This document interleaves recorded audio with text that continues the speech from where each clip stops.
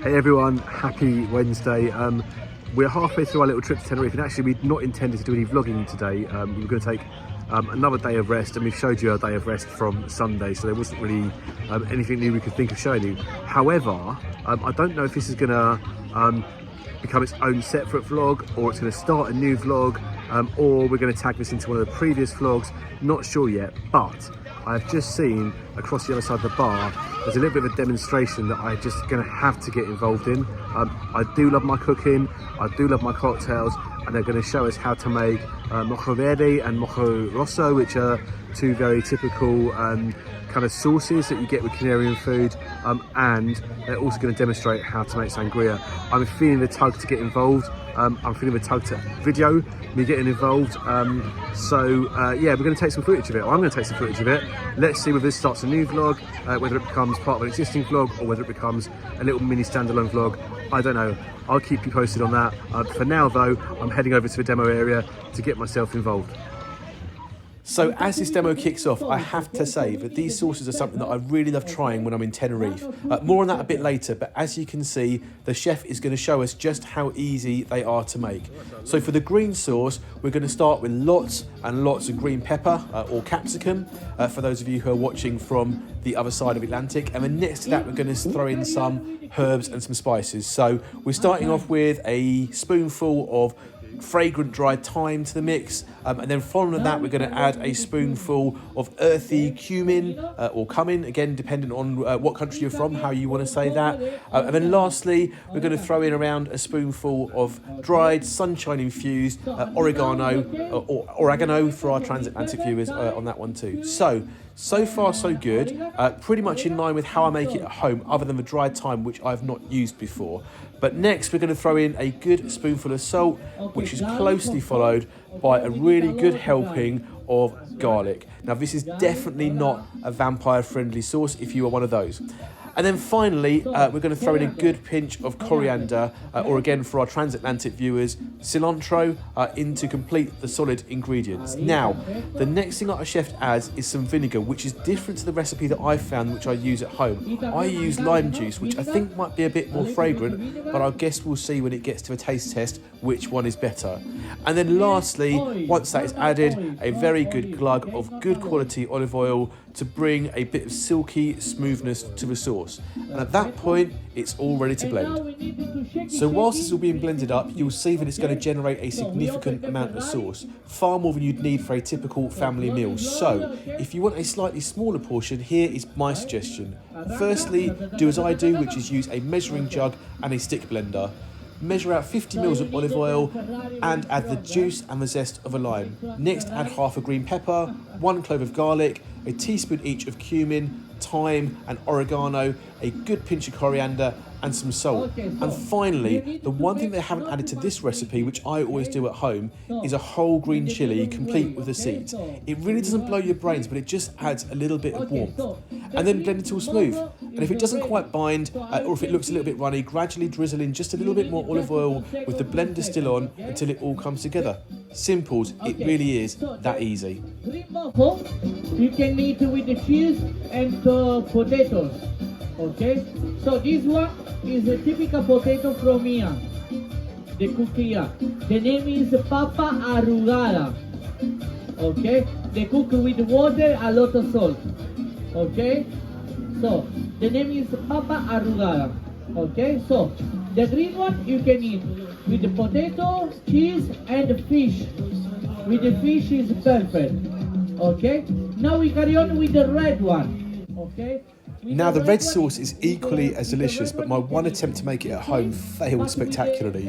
I assumed that you just swap the green pepper and the green chilli for a red pepper and a red chilli, and everything else was exactly the same in terms of ingredients, but when I blended it, the chlorophyll from the green coriander turned the whole thing a kind of really disgusting mucky brown, and not like the red sauce I was used to. So I'm going to watch this intently and see what I did wrong. And as expected, we started off exactly the same way, lots of red pepper being pumped into the blender there, and next we're going to add that holy trinity of herbs and spices, with some dried oregano going in first of all, followed by some dried thyme, into the blender, and then lastly she's going to add a bit more of that dried cumin. So again, so far seems fairly similar to the green sauce, and of course lots of that vampire destroying garlic is also added into the blender, and we're being told that on this one you have to add lots because it's really important, but it's piquant enough to be tasty. But now she's reaching for something different. This is a spoonful of sweet smoked paprika, which is then followed by a spoonful of spicy cayenne pepper, and these are the two ingredients I think I lacked when I tried to make it at home, and I guess that will add a little bit more flavour to the sauce. And then lastly, another generous portion of salt to finish off the kind of dry ingredients, and notably on this one, no coriander. Clearly that's where I went wrong when I tried to make this at home. For the wet ingredients, in goes some vinegar. Again, I'd probably use lime juice if I was making this at home because it's a little bit more flavoursome. And a good glug again of that extra virgin olive oil just to kind of bring the whole thing together. So I think where I went wrong then was trying to throw coriander into this. I'm definitely going to give this another go at home, and yes, I'm probably going to be brave and throw a whole unseeded even red chilli into the mix as well, just for that little bit of warmth. But please, I've now learned how to make this one. So always the same. Not too much liquid, okay? If it's too much liquid, you put more red pepper, okay? So the red one is ready. Aplauso para Zakaria, our chef. So it's very easy to do. How you can see, it's very easy. You need 2 minutes to do everything, okay? So with the green one, I forget to say something. You can put it also avocado, okay? So it will be more tasty, okay? And with the red one, if you like, you can put almonds inside, okay? If you like. If you don't like, if you're not allergic also, okay? In this one, we don't have, okay? Okay, familia. After, you can come here to test everything, okay? So now we carry on with our sangria, okay? Just 1 minute, we prepare everything and we carry on with the sangria. So, aplauso para Talia que se va. Ciao, Talia. Okay, familia. We are ready to start our sangria. So, you already test the sangria in Tenerife, the hotel? Yeah? So, our sangria is the best one. Okay? Our sangria is the best all Tenerife. Okay? So if somebody already test, they can say, no, Javi? Okay. So Stephen has definitely had his fill of sangria whilst he's been here, and I suspect he's going to want me to try and replicate that at some point when we get home, which means I'm definitely going to have to pay attention to this section. Now, in a here's one I made earlier moment, Javi has arrived with a bowl full of fruit and ice, which Nino is now telling us contains cherry, pineapple, mango and apple. And next to that, Nino is going to add 1 glass full of brown sugar, which he says will help add a bit of sweetness. That all gets mixed in with the fruit and the ice until it's thoroughly well combined. But we're making sangria here, not a fruit salad, so it's probably about time that we move on to the important bit, which is the alcohol. And there are plenty of different alcohols that go into sangria. I'm not that familiar with them, but I'm looking forward to finding out a bit more about which ones are used in this recipe. However, it appears that this is going to be a bit of an audience participation effort, and my heart is sinking a little bit because I'm on the front row, which almost certainly makes me a target in this effort. Although, maybe if I can use the fact that I'm being a cameraman as an excuse, I won't get dragged up. Either way, a perhaps slightly less than willing volunteer has come up to try the first alcohol to be put in. And it turns out that it is a banana liqueur that's being used there. She very quickly identifies that. So I'm not sure how many people they are intended to cater for here, but believe it or not, they are adding a whole litre of banana liqueur to this mix. And bearing in mind there is nothing in that bowl at the moment but fruit, sugar and ice, I suspect this is already quite potent. But 1 litre of pure alcohol is not quite enough, and it's on to bottle number 2. And there are not many people behind me at the moment, so this does not bode well in terms of volunteers. As you can see, Nino is desperately trying to get people to come and participate. it's not really working very well, and I have now just been spotted. So I guess this is going to involve me in some shape or form. How's it going to work with the camera? Don't know. Hold on, Harvey's got an idea. It looks like we're swapping places. I'm swapping places. I'll take it. Okay. Wait, I give you. So you have to tell me what is, okay? The name of the alcohol. So this one is a little bit more stronger than the other. Yeah, it's sweet, yeah, very sweet. What is? I don't know, is it liquor 42? Is it liqueur? Yeah, I'm not sure. You're going to have to tell me. No, you have to guess. Liquor 42? Is it from what fruit? Cactus, no. Is it from, in Sicily we have a lot of. So, what is? Orange liqueur. So, yeah, orange liqueur. So, applauso. Very good, welcome. So, the name is Triple Sec. Well, that's definitely taken me by surprise. Apparently, that was an orange liqueur. I really didn't get much citrus from it, and it definitely didn't taste like the stuff that we get back at home. But either way, it's more alcohol, and in goes a whole litre of Triple Sec. This mixture is definitely getting quite potent now, and so far 2 litres of strong spirit have been added to the fruit. I guess at some point we'll add some of the classic red wine, but it doesn't seem that we're quite ready for that just yet. There is still another bottle of strong spirit to add in apparently, and that is the strongest one so far. So Nino is desperately trying to find another volunteer. This audience is a little bit lackluster, I have to say. I feel I'm more enthusiastic than anyone sitting here. Despite trying to encourage people to come up, no one is really interested. So it looks like they might just have to add this one in on their own without anyone trying what it is first of all. So we're gonna have to say what is. This one is brandy. Brandy. Yes. So it's more sweety and more strong. Okay. So normally the brandy you have to put 1 glass of brandy, okay, because there is very strong, okay. But don't worry, animation, no problem. You are in holiday, 1 liter. Almost, 1 liter, okay. So 1 liter banana liqueur, 1 liter the orange liqueur, and 1 liter the brandy.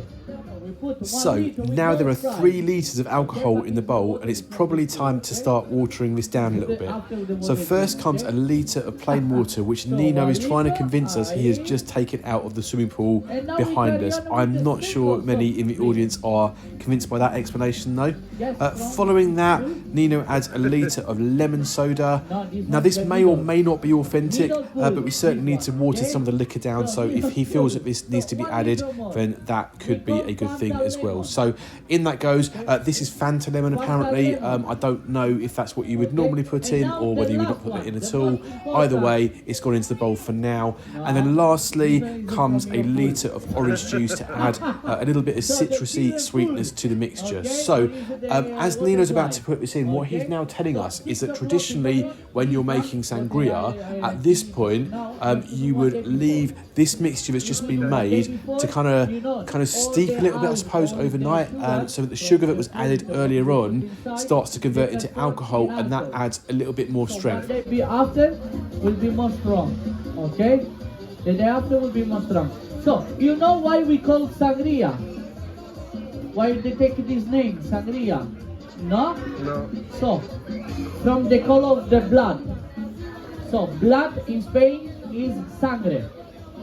So, for this reason, Sangria, okay, is they take a color from the blood, okay? But now we need 3 volunteers just for put inside. Okay? So I'm really hoping to sit this one out, since I've already done my duty in this particular demonstration, but it seems that Harvey clearly has other ideas. Here we go again. Right, Lisa, you can come also, no? One more, come this side, We need 1 more volunteer.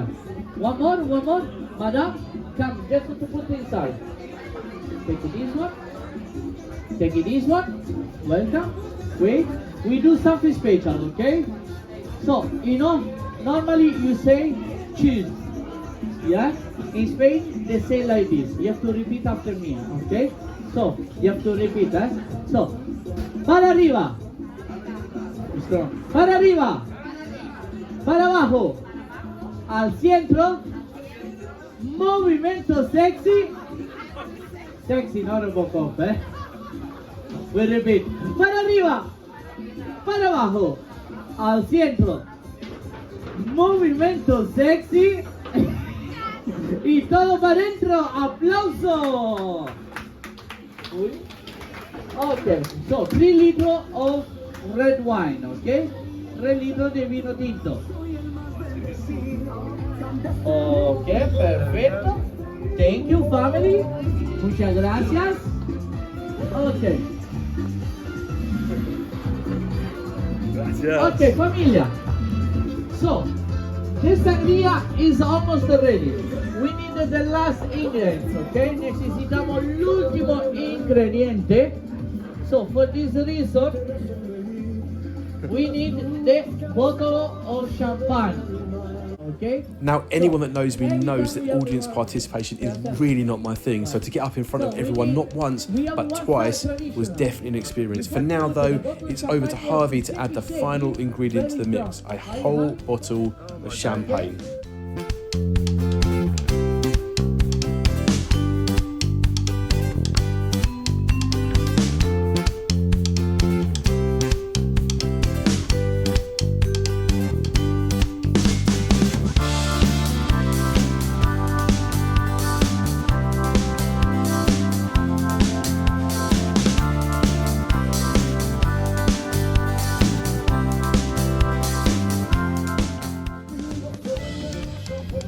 Coge pelado, ¿qué está pasando? 5, 3, 2, 1, ¡vaya vida! ¡Ay, ay, ay, ay! Nada, se fue al largo. ¡Su amigo aplauso para Ami! Ok, es good, está buena, ¿sí? Ok, family. Our sangria is ready. Okay, so be ready to taste, okay? So now you can make a line here, family. And you can taste the sangria and our cheese, okay? That was definitely a fun experience. I've got, I don't know if you can see that, I've got rewards as well. So they do it with their hands here apparently. So let me just try a bit of cheese. I'm gonna try the green sauce first.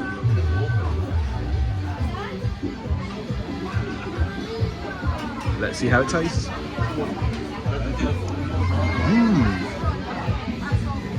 Family, if you want to try more sangria, you are That's good. welcome, eh? That is very nice. And try the red one as well. Familia, I'm definitely going to make this again at you home. want to try sangria? I've made the green one a few times, No? not the red one before. No.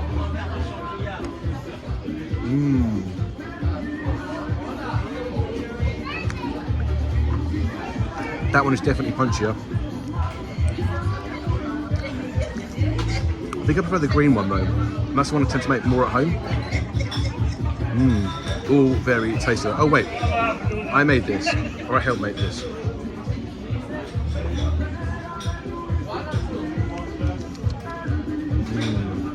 That's also very good. Okay, I feel I've accomplished something today. Ready? Yeah. Right, so I've dragged Stephen over to join me because he's got to taste my hard work. What do you think? Your hard work. Well, it's collective effort. I had a effort. part in it. What do you think? It's delicious. Do you like it? Yeah. Good Is thing. it the best sangria you've ever had? The one in the bar is nicer. Oh, thanks for it. I say that because the one in the bar is stronger. Okay, so they did say in the video that normally when they do the first mixing thing, they leave it overnight so that sugars continue to develop into alcohol and that makes it stronger. Right. We didn't have time to do that today. We didn't have. Here's one I made earlier. Oh, going into the food. Good So, cheese. so yeah, that's what you got today. But what do you think of the sauce? Haven't got to it yet. Good thing is though, good thing is though, you know now how to make sangria for when we get back home. I do. But they did put So if you want to try they put what they call corn, orange white liqueur in it, and then he said it was triple sec. inclusive. Alright, hold on a second, I'm just finishing talking for a second. So, they did put an orange liqueur in, and he said, he made me try it, and I was like, I have no idea what it was. It just tasted like syrup to me, but apparently it was triple sec. And it didn't taste like triple sec we get back home, so I don't know whether they have a different version here or not. It really must be like a orange liqueur or something. Yeah. Right, what do you think of the red sauce? That's what I'm interested in.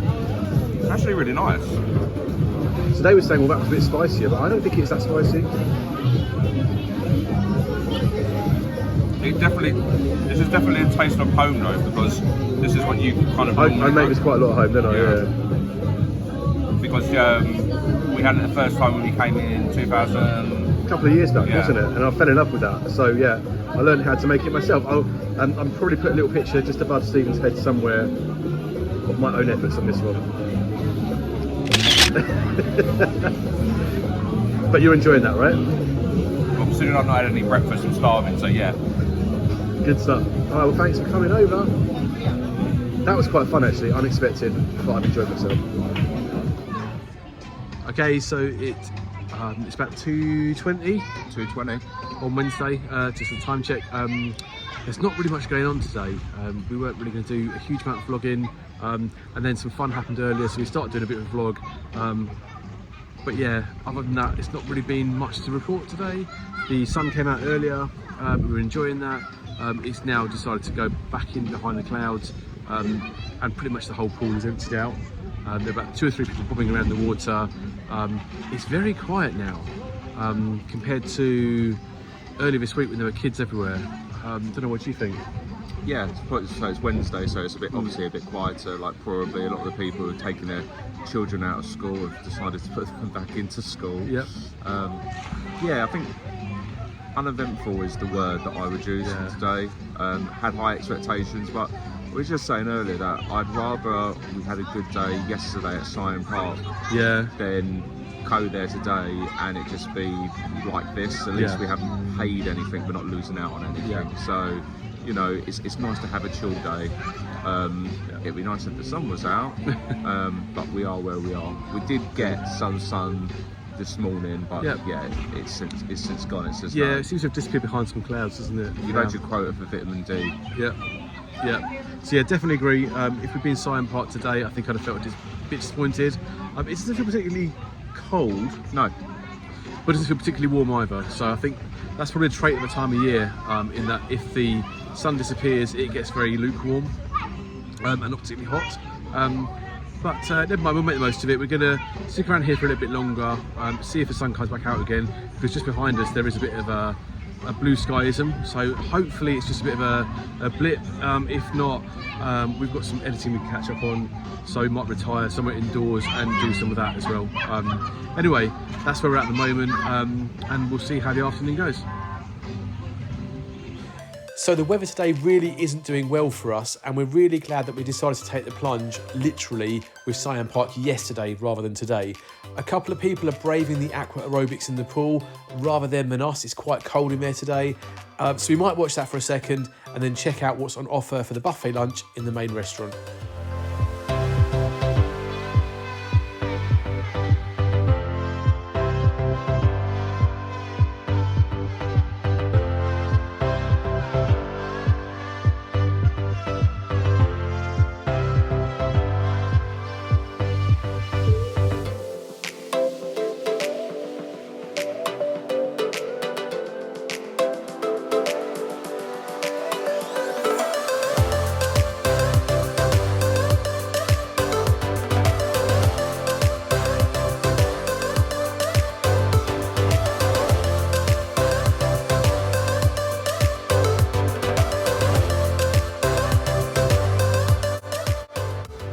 So it's now time for a quick pit stop for lunch, and to be fair, we didn't really want to eat a huge amount after our little cooking experience earlier. So just so you're aware, These plates are quite small, which does mean that the footage is a little bit deceptive as a result. The portions are definitely not as big as they look.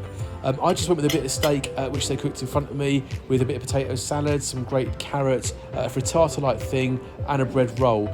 Stephen, on the other hand, has gone full protein with a big piece of grilled fish and a whole half lobster. And I wish I liked lobster because this looks great, but I'm going to take Stephen at his word that it tastes great too, because he says it is delicious. But lunch out of the way, we've headed back to the pool for a little bit, and if we're honest, the cloud cover is still a bit of a dampener. So we're just going to chill here for a little bit. If things don't improve, we'll head back to the room and see if we can find something else to keep us entertained for the rest of the day.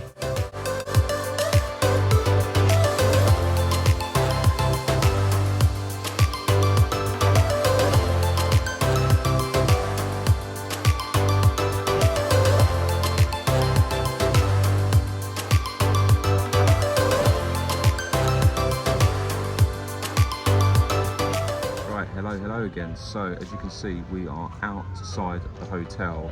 And the reason for that is because we gave up on the sunbathing. The weather is just too inconsistent. Yep. So we went back to the room for an hour, freshened up, and then all of a sudden the sun's come out. However, always have a plan B or plan C, and with that in mind, we decided to do something really touristy, and that is the Tenerife Touristic Train, which is basically a little train that drives around parts of Tenerife, and you can obviously sightsee. Now it's like €9 in each direction from what I understand.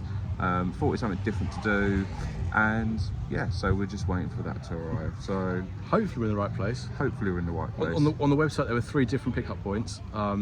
So we've gone for what they quoted as their main pickup point outside Mundo's concept store and restaurant. There you go, that's what it's called. So we're just sitting here waiting. There should be one. Okay, so it says that the first tour is at 10:50 in the morning, and they run every half an hour from that point. So I'm expecting one at 20 past 4. Yeah, so time check, it's 14 minutes past 4. So you know, hopefully we've just actually got the right time for it, which would be perfect. Hopefully, and hopefully we've got the right place as well. But I guess we'll find out in a little bit. Yeah, we certainly will. But yes, we'll see if it turns up in a few minutes. Okay, so about 15 minutes later, and the train has finally come into view, and thankfully it doesn't look too busy either. And we're clearly in the right place bar a few metres, and slightly surprisingly the whole thing is veering off the road and onto the pavement. So let's see if we can grab our ticket and get ourselves settled on board. Okay, 15 minutes behind schedule. It's 4:35. We're on a train with tickets. We're not sure whether it's the Adeki train or the Las Americas train, because it can either be the Las Americas train 15 minutes early, or it could be the Adeki train 15 minutes late. But either way, we're going somewhere. We're going somewhere for the next 45 to 50 minutes, so we'll see where we end up. And just like that, we are on the way. This is definitely going to be a bit of a mystery tour, but either way, it's nice to get out of the hotel and to see something different. So we'll show you a few clips of our adventure and then sum up what we think of it at the end.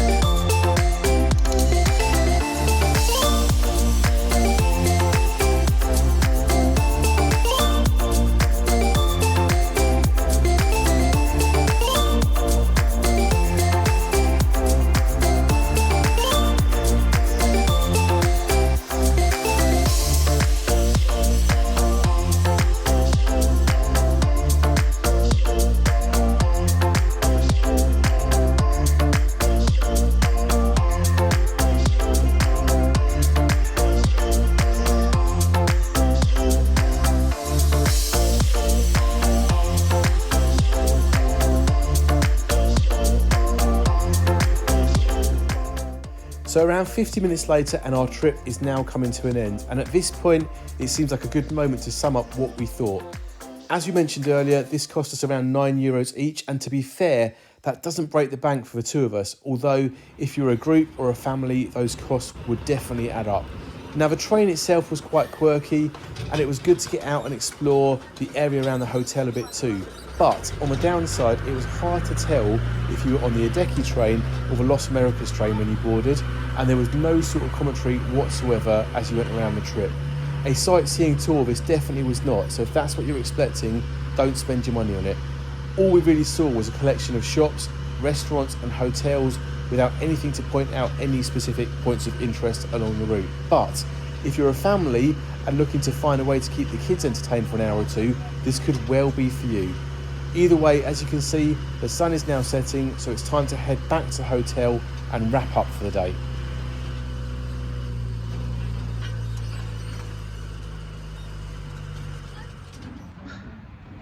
So that's the end of the day. We literally were not intending to do any vlogging at all today, but things changed for a couple of reasons. Firstly, a little food demo that I had to get involved with, and then we decided to go on a little road train tour as well, which was kind of okay. I wouldn't say it was outstanding. What do you think, Steve? No, it was really uneventful. Yeah. I think we was unfortunate because you get two different ones that come, and the one that we had didn't go down into the town centre. Yeah. Was it Los Cristianos or the Golden Mile? Las Americas, yeah. Las Americas. It actually went up to Costa Adeki. yeah, and there was just loads of hotels up there. The roads were a bit clogged up because it's that time of the day where all the tour buses are around, and obviously people are either just going to work or leaving work, and there wasn't just much to look at. It was just a bit meh. So but it was nice to get out. It was nice to do something different. As I said, you can sometimes get a bit claustrophobic in the hotel doing the same thing, and we really had to do something because the sun just did not want to play this afternoon. It was being really inconsistent. Yeah, although frustratingly, halfway around the tour, it decided to come out again. Yeah, but you know, Never mind. it is what it is. So yeah, that is the end of this day. Okay, and that really is going to be the end of this vlog, whichever vlog it makes itself into in the end. So don't forget, guys, if you like what you see, don't forget to like, comment, subscribe, and what's the most important thing, Stephen? Hit the notification button so you can see any videos that we are doing past, present and in the future. That's all for today, guys. Hope you're all well, take care of yourselves, and we'll catch you on the next vlog. Au revoir.